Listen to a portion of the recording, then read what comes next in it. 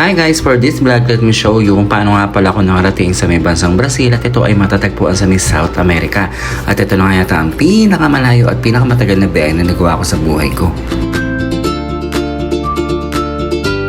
Bali sa may flight nga pala to ay sumakay muna ako sa NAIA Terminal 3 at sumakay ako ng Singapore Airlines papunta sa bansang Singapore.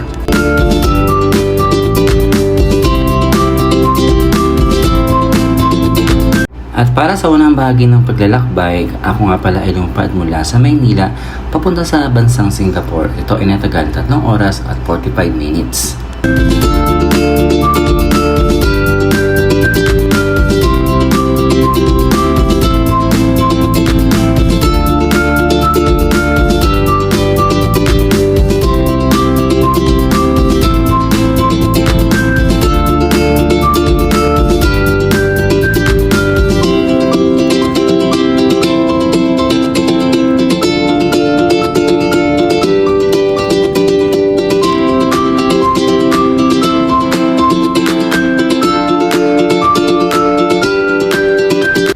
Pagkatapos nga natin dumating sa may Changi Airport ay dali-dali akong pumunta sa may boarding gate ng KLM flight papuntang Amsterdam kung saan nagmula ako sa bansang Singapore.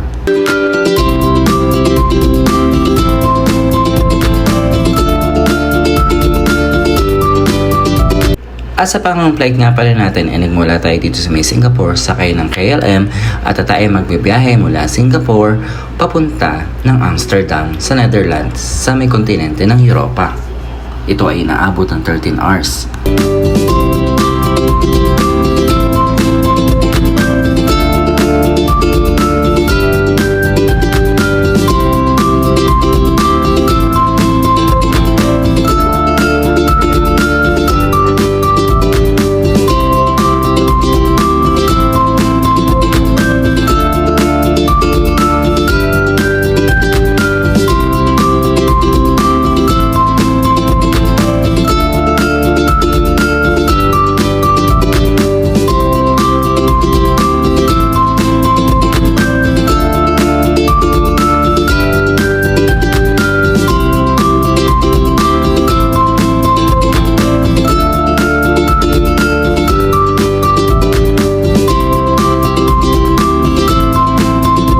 Paglapag nga pala natin sa may Amsterdam, sa may Netherlands, ay lumipat naman tayo ng eroplano sakay ng KLM mula Amsterdam papunta nga sa may Rio de Janeiro at ito naman ay inabot ng 11 hours.